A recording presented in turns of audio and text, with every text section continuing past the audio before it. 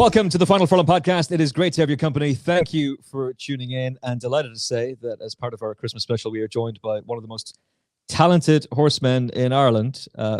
Incredible record as a racehorse owner, and now a phenomenal record as a trainer. Barry Connell, welcome to the Final Furlong podcast. Thanks, Emmet. How does Christmas Day shape up at the Barry Connell household? Well, probably start off down in the yard, helping out, probably muck a few boxes out and maybe ride one out and come home and grab a bit of turkey then afterwards. See, while some of us are able to take things slightly easy, see a choir, go to mass, pass out the presents, you've still got the whole yard to be looking after and working out. One journalist described your stable this week as an equine paradise. What inspired you to create such an incredible training facility? When did you actually build it? We bought the land about 5 years ago. It's 45 acres roughly, just outside the village in Ernie. We're 15 minutes from the Curragh. That parcel of land came up for sale, and it was nicely laid out. That the land was in good condition. There wasn't much on it. A couple of outbuildings. There was a small little cottage. It was actually, I think, a holiday home for a German guy. So we bought it off his widow. He died when he was 101. I think he used it as a holiday home. So it was a blank canvas. And we set about to designing what we wanted to have in terms of stables and so forth. So it took probably about two years to put that together. So this is the third full year we have the license now. So I suppose we finished about 2.5-3 years ago, and it's look, it's a great facility. We have a gallop, our own gallop down there. We do all our day-to-day stuff there, but we also have a Curragh license. We're only 15 minutes from the Curragh, and I think that's the best of both worlds, because we're able to do all our routine stuff at home, and then when we need to do a bit of work to finish them off, we load them up in the box and bring them to the Curragh. So they know they're going to work when we load them up in the box. As I say, we have all the facilities there at home. We have kind of indoor outdoor arena, wondering all the usual standard stuff. And it seems to work. The horses are they're nice and relaxed at home, and we're able to get them pretty fit. And then we have fantastic facilities at the Curragh. We all the schooling facilities, grass gallops, all-weather gallops. Yeah, we can't complain. We lack for nothing on the facilities front. I'd imagine those away days to the Curragh are hugely beneficial to the racehorse themselves and getting them ready for the big race days. Yeah, I think as opposed to being based on the Curragh,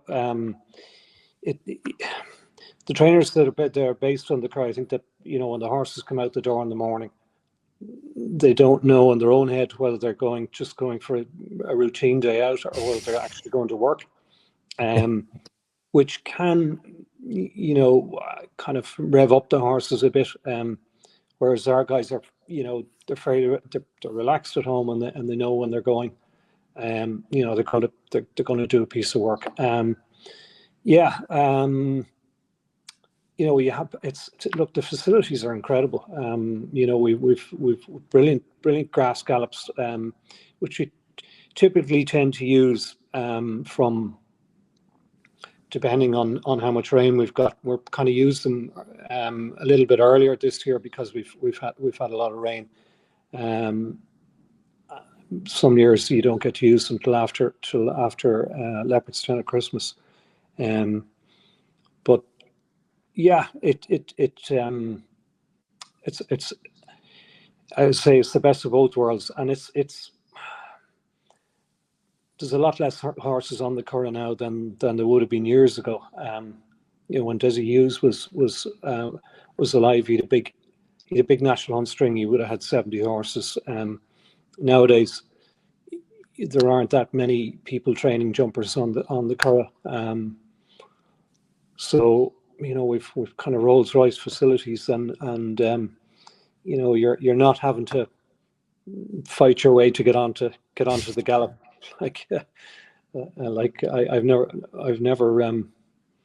I've been to Newmarket now, but I can only imagine what it's like. I was just thinking on traffic lights. Yeah, I was just thinking rugby tackles and elbows being thrown left, right, and centre to get an advantage. As an owner, you've owned some fantastic horses over the years. A horse very closely associated to this show back in the day, poor old O'Connor. But Shinrock Paddy, the Tullow Tank, Mount Bunbellin. You rode a winner at Cheltenham. You rode several winners, but notably beating Richard Johnson in the finish at the Cheltenham Open meeting, which I'm sure you got a lot of satisfaction from. But how does all of that compare to being a Cheltenham Festival-winning trainer? No comparison at all. Owning Cheltenham winner was fantastic at the time. It was brilliant because I've been going to Cheltenham since I was a young lad with friends from college and so forth. Never thought I'd have a runner there, and we've been lucky enough to have had 4 Cheltenham winners as an owner. And as you mentioned, then I was lucky enough to ride two winners at the November meeting, and I got to ride in the champion bumper a couple of times, which was an amazing buzz. And I never thought that'd be surpassed until I was standing down the bottom of the chute after the Supreme when Marine had won. It was kind of a surreal experience. Again, in my wildest dreams, did I ever think I'd be a trainer with a runner in the race, let alone end up training the winner. So, but it was I was indescribable, really. To have prepared the horse in a small little yard with 25 horses riding out to go over and take on the biggest yards in Ireland and England in a marquee race. I mean, the Supreme is always, the best novice race at the festival. It kicks everything off. You have the festival roar, puts the hair standing on the back of your head, and probably stupidly last year, I had talked up the horse quite a lot, and kind of given a lot of hostages to fortune in terms of what I thought about the horse and his chances of winning on the day. So I think I said to somebody, I was when the horse galloped down to this cantered down to the start, and I was standing at the bottom of the chute waiting for the race to start. It was probably the hardest 5 minutes of my life, wondering what on earth am I going to say if this horse runs bad. I'm going to look very foolish, but thankfully that didn't happen. Yeah, because you were incredibly bullish. You were very bullish going into the Royal Bond, and that was not an easy race at all. No. I know Irish Point was a massive price that day, but there was a huge amount of talk about Champ Kiley. I know Patrick loves Ashrow Diamond, and that's been backed up since. Irish Point himself went on to be a Grade 1 winner at Aintree, and we're going to see him in the Jack de Bromhead hurdle over 3 miles at the Christmas meeting at Leopardstown. I think 4 Grade 1 winners come out of it, which is unusual because the Royal Bond of late, I mean, there's some brilliant horses who won it over the years, but the Royal Bond of late has tended to be, maybe it's because the position it's in the season, it comes very early, and a lot of the better novices maybe haven't run at that stage. So it tends to be maybe horses that have been on the go during the summer and the early autumn. But as it turned out, this year was a vintage renewal, and there was a host of Grade 1 winners come out of it. No, it was in hindsight a very competitive race. Yeah, very much so. And listen, I got this horse badly wrong last season, and I had Paul Ferguson constantly telling me there's a very clear and obvious winner of the Supreme, Emmet, and it's clearly Marine Nationale. And I kept on thinking to myself, horses who turn up in the Supreme on the back of a break of more than 99 days have a terrible record. You got to go back to Captain CB in the late noughties for the last one to do it. And that just infected my mind, and I couldn't get that stat out of my head. Yeah. And yet, all the way along, remained you in the background, incredibly bullish, and very bullish about his jockey as well, that the occasion wouldn't phase Michael, and it certainly didn't. No. Look, just to deal with the situation regarding the gap, I think statistics can, sometimes the reason for the gap is that he kind of missed his winter season proper the year before. He had a sore wither, and we just stopped with him. It sounds like something trivial, but it actually was something that was giving him a bit of trouble. So we said, look, we'd just give him a little break, and he wasn't ready for a run until after the Punchestown Festival. So his first run was in a bumper in May. And then we said, look, the horse is fit, and he's had a break, so look, we'll keep going with him, and he handles nice ground. So we navigated our way through the summer season. He won 2 bumpers. He won Punchestown. He won a winner's bumper in Killarney, and then we gave him a mini break, and he won a maiden hurl in Punchestown in October. Yeah, and then won the Royal Bond. And it was for that reason that we said, look, he has been on the go all summer. He's not a guy that's probably going to relish winter ground. So he had his Grade 1 won, and that's the reason for it. He's a light-framed athletic horse. So he's not a hard horse to get fit after a break, and I think freshening him up and giving him 6 or 8 weeks off there after the Royal Bond in November was the right thing to do, and he came to hand really well again, and ended up going to Cheltenham very, very fresh. He's clearly a very special horse, and we've seen that on the track. But what is it about his characteristics at home that made you so confident about him going into the Royal Bond and to the Cheltenham Festival? I've never had a horse as quick as this guy. He's very, very, very quick. Speed, incredible speed, and his temperament is excellent as well. He's a bomb-proof temperament. Which, when you get to the big occasions like a Royal Bond Day or Leopardstown Christmas or Cheltenham Day, how many times do you go to the pre-parade ring or see horses with earplugs and hoods and the eyes popping out of their head, and they've run the race before they get down to the start. Nothing phases this guy. He walked around the pre-parade ring like he was at home. So speed, athleticism, he's very easy to train. He's sound, jumps great, handles a bit of nice ground. We were concerned when the ground came up a bit soft on Royal Bond Day, and also it rained all day the day before the Supreme. We got the boat over. We're driving down, and we're nearly blown out of it with all the rain. But look, he handled that as well. I don't think he'd like heavy ground, but he's just very versatile. But no, he's the quickest. I'd say he's the quickest racehorse I've ever had. You know, I certainly think he'd be good enough to be a graded horse on the flat. He has a flattish pedigree on the sire side. He's by French Navy. Charlie Appleby trained him. He stood in Kildangan for a couple of seasons. But he's very quick, and if you go back and look at his bumpers and look at the manner in which he won both his bumpers, never come off the bridle.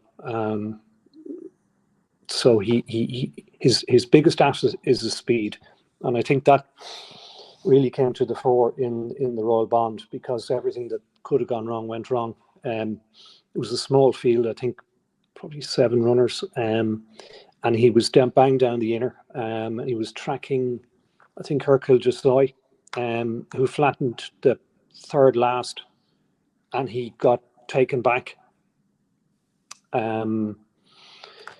And Michael was very good in him. A lot of guys would have wheeled out, pulled out, and he just stayed where he was, and knew, because he was used to riding the horse, how quick he was. And he just stayed where he was. And when they turned in between the last two, he got a gap and got out. And up to that, he jumped brilliant. And the only mistake he made was at the last, where he, I don't know whether it was the crowd or whatever, but he lost his concentration and he flattened the last and lost all his momentum. All he had to do was pop the last, who would have won probably snug by a length or two. But he lost all his momentum, and it's a very short run in Fairyhouse, and Irish Point got a length up on him. And again, Michael, knowing the horse was very good, he didn't panic. He just gathered them up very slowly, gave him one little tap down the neck, and just pushed him out hands and heels and go up to win by a cozy short head, if there can ever be such a thing. But very cool, and like himself and Michael came along together. Michael rang me for the ride in Punchestown. He was a £7 claiming amateur at the time, and we didn't have Finney Maguire works for us now full time. We didn't have Finney at the time, so I think Michael had ridden a horse for me once before in a point-to-point. So I said, look, yeah, you can ride the horse. And when he won on him in Punchestown, you know, I was very impressed with how cool he was on the horse and how stylish he was. And you know, I said, come on down and ride out. So he came down, and he started riding out a few days a week. And the more we saw, the more we liked. And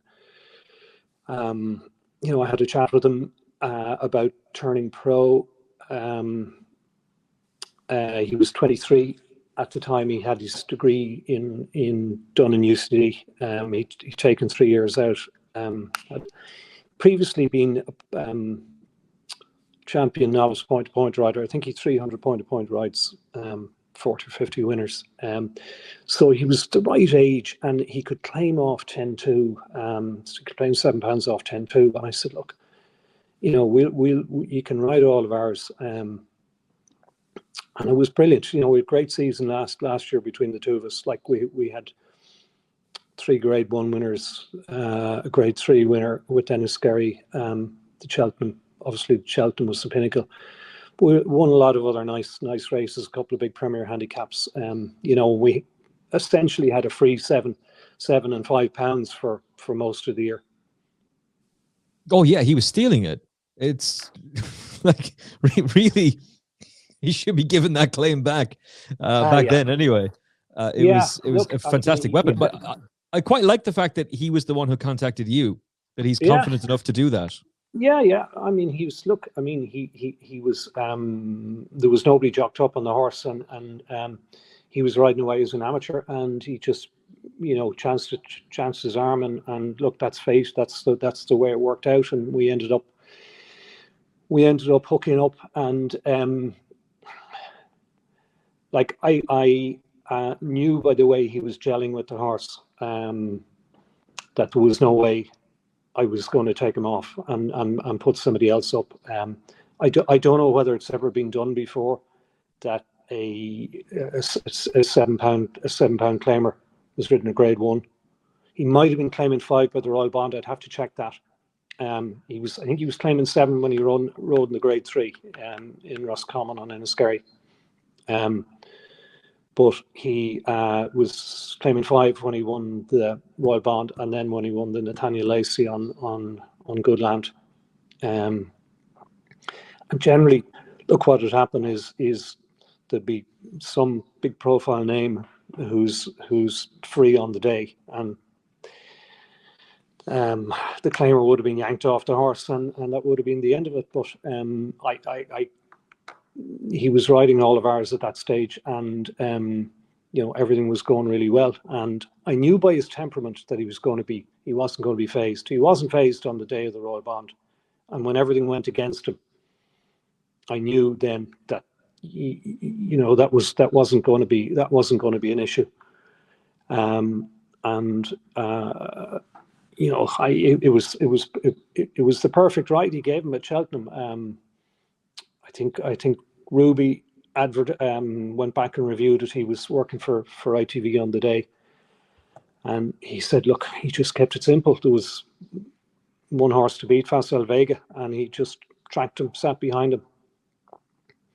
The winning of the race for me actually was at the first hurl. If you go back and look at it, he jumped off behind Paul and winged the first hurl and landed a half a length in front of him. And he took him back, and he just sat on his boot the whole way around, and had one go at him at the last, and the rest is history. It was a magic ride, and it was a ride full of confidence as well. He rode him like he was the best horse in the race. He clearly was the best 2-mile novice hurdler last season. You've seen his old rival Facile Vega make a successful winning chasing debut. He's going to line up in the Grade 1 Racing Post Novice Chase. Last time that race is going to be run too, which is interesting. So last time it's going to be run as a Grade 1. I'm not sure if it'll probably still. I don't know if they're still going to run it and downgrade it. I'm not sure, but anyway, look, all the main protagonists, all the main opponents have already had a run this year, and he's probably the last of the top tier ones to run. We had intended to run him in Navan in the race that Facile Vega had won, and it wouldn't have bothered me a bit to, if we'd started the season taking him on. It's actually, if you look at that race, it's a race that Duvan, I think Min has won it. There aren't that many 2-mile races on a nice track kind of 3 or 4 weeks before Christmas, so it's the obvious place to go. But the ground was bottomless that day, and we just said, no, we're not going to start him off on rotten ground. So we said, look, we'll wait, let him run the beginners. Obviously have to, pass up the Grade 1 there, but it's the right thing to do by the horse. Oh yeah, absolutely. And listen, this is where El Fabiolo started out last season. Not in this race, it was Dicer Dynamo, but he started out pretty late in the season, all things considering. Yeah. The crucial question, I guess, is because you acquired him during COVID, so there was no point to pointing. We haven't got to see him jump a fence at all on video yet. How has he been schooling, and how has he taken to fences? Yeah, he's a natural. I kind of thought he would be. If you look at how he jumps his hurls, he doesn't jump them like a real champion hurler, where they're just barely bending their knees, leaning forward and flicking over them. He's making a shape over the hurl. He's he was very efficient at jumping hurls, but he looked like that he would adapt to the fences, and that's proven to be the case. You mentioned there COVID. We actually bought him from Sam Curling during the COVID year, so he had been ready to run in a point, and he had extensive schooling done down in Sam's, so already had those building blocks in place. And when we obviously didn't school him over fences beforehand, but he's done a good bit at home, and he's schooled over grass, over hurls or over fences on grass with the Curragh, and look, he looks very, very good. He looks a natural. What are you looking forward most to seeing from him on his chasing debut? Look, there's probably only going to be 8 or 9 runners. Yeah, a nice clear round with nothing untoward, no mishaps. It looks like there's been plenty of drying in the last couple of days. I think the ground is good to yielding up there. They might even need to get the watering can out, believe it or not, after all the rain wild. we've had. Yeah, but no, the ground will be nice for him, and just a good clear run around, and hopefully he doesn't have any mishaps. But he seems clever, and I think that the chasing is going to suit him equally as well as Hurls did. Oh, he's a hugely exciting prospect. If, please God, touch wood, everything goes well and he makes a winning chasing debut, maybe he wins as impressively as Dysart Dynamo, but just get the win. Would your thought process be match with Facile Vega in the Irish Arkle, or go a different route? No. I mean, the obvious route, the route all along we were going to take was beginners and the 2 Grade 1s in Ireland, and then the Arkle. So we've obviously we're missing the Grade 1 at Christmas. So his next step after that will definitely be the Irish Arkle, and then if we're still on target, then the Arkle and Cheltenham. And so, because he hasn't had that many runs this season, we'd be pretty confident we'd come back for Punchestown. We didn't go to Punchestown last year. We finished up after Cheltenham because he had been on the go a long time. Yeah, and keeping him in peak form for those few races isn't the easiest of things to do, and particularly when his future is going to lie over fences anyway. There wouldn't really be a whole lot to be gained by taking him to Punchestown. How excited are you for seeing him in action? Yeah, I look, it's great because the last time he had his saddle on was in the Supreme. It seems like an age ago. It's great to have him back out again. It's a different ball game this year because last year we were the kind of plucky upstart who was kind of going into Cheltenham. So you can kind of come in under the. I know he's a Grade 1 winner, but you're coming in under the radar a little bit. And now you're going in there, you're favourite or joint favourite for the Arkle. So, obviously there's a level of apprehension that everything would go right on the day. But I think, we finished his last piece of work. He's done all his schooling. The ground conditions look like they're going to be suitable.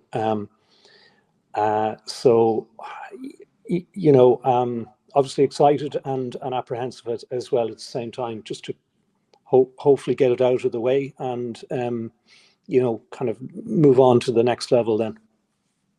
And of course, there's going to be a huge crowd there, and they're all going to want to get a photograph with you and get to talk to you about him. And you're a very approachable person as well, that's one of the great things about this sport. I love football. Yeah. I'm a huge Liverpool fan, hence the receding hairline. But if we go to Anfield, we're not meeting Jurgen Klopp. You're not meeting Mo Salah. If you go to the races, not only do you get to see these horses up close and personal, but you get to see the stars of the equine sport as well. Yourself, Michael, Willie Mullins, you're all there in front of us, which is just amazing, the access that we have in this sport. And it's something no other sport has. Certainly not a mainstream sport like this. Yeah, I think it's hugely important, and it's definitely incumbent on all the participants, to do their bit with the media. We had an open day with Fairyhouse last year before the Royal Bond, and we just finished another one with Leopardstown. They rang me to know could they do the press launch there last week, and look, I'm always happy. I love talking about horses, and it's not a chore, and I think racing needs there are enough people out there and enough issues that it has to deal with, be it advertising bans or affordability checks. So I think it is incumbent on the trainers, jockeys, and so forth to be as open and promote the sport as much as they can, because we all love it. And if we don't do that, then you're not engaging the current and the next set of racing fans to come along behind. And like, I come from a background of going racing since I was a kid with my dad, who had no interest in racing other than just being a punter. So I get where people are coming from. Like, I was a kid when Denoli won the big race in Leopardstown, and it was probably one of the most exciting race days. I think there was 23,000 people in Leopardstown that day. It was mad. They were hanging off the trees. They were hanging off the trees. Tommy Tracy won the Irish Gold Cup on him. It was just really, really exciting. And the thing about the jumps compared to the flat is the horses can stay around for 5 or 6 seasons. So the public, in a way, can nearly take ownership of those horses. They know their traits and their attributes, and I think that makes a big difference. And then the better ones develop a fan base, and they love to see them coming back year after year. Yeah, it's fantastic. You are right, there are some dark times in racing and a lot of things that need to be sorted out, but there's so much positivity on the outsides of that and on the inside of it as well. If we focus more on the sport itself and the people involved in it and the equine talent, promoting the likes of yourself and Marine Nationale, and then you promoting the sport, that's the key. That's what'll drive it forward. That's what people care about. The other stuff, we need to be able to move past. There's plenty of horses that you're going to run over the festive period, but I've taken up a lot of your time, so I don't want to keep you any longer than is necessary. I am very interested, though, in Apples of Bresil. Ran a really nice race in a bumper the other day behind Sprint de la Mer. He didn't confirm the form, but my trump card was involved in that finish as well, and he very much did, albeit a long odds-on favourite the next day, bred by Patrick Mullins, ridden by Patrick Mullins for Gordon Elliott. How is your horse going, and when will we see him next? Yeah, he's going well. We said we gave him one run the bumper at the festival last year in a winner's bumper. I didn't want to run him in a maiden bumper with a full field. He was just a baby at the time. We just gave him a run, and he ran. He was quite green, but he ran well enough. And then came back to Navan. He's beaten 2 heads. I think it turned out to be a good race. The second horse has won well since, and the winner, I'd say, didn't run. He's only a 4-year-old, and I'd say he probably just didn't run his race the last day. Look, we like our horse. He's not really a bumper horse. He won a schooling hurl in Tipperary a couple of months ago, and I think he will definitely be better over a hurl. So he stays well. So we're looking at the 2.5 mile race on the 29th on the Friday, and I wouldn't see him out of the frame. He's probably going to, there'll probably be a few high profile horses in it. But I think, certainly he's probably a good each way bet. It'd probably be a decent price, and if he doesn't win, I think he'll go pretty close. Yeah, it's potentially a deep race. Ballyburn is in there. There's a number of other very high profile horses, but I liked the way your horse shaped the other day. Yeah, there's a load of dual entries. Ballyburn is in the 2 mile as well. I don't know where he's going to go, but look, we won it last year with Goodland, and it generally tends to be the weaker of the 2 races. Having said that, it'll probably turn out to be really strong this year. But no, I think we're definitely going for the 2.5, and he's in great nick, and he definitely give a good account for himself. If there was a horse you were going to run over the next few weeks that we really should be paying attention to, who would that be? Well, look, the 2 we've talked about those 2. The other, we run a couple of other horses. There's one in the Pertemps qualifier, a mare called Nine Graces. She won a couple of races for me last year. We ran her in a few bumpers. She got placed the first time, but again, not a bumper horse, but has been a revelation over hurdles. She gets into the Pertemps on a nice mark. I think she's 125, so she gets in with about 10, 10-4, 10-5 down near the bottom. And she did a lovely run there in Fairy House about 3 weeks ago. She finished third.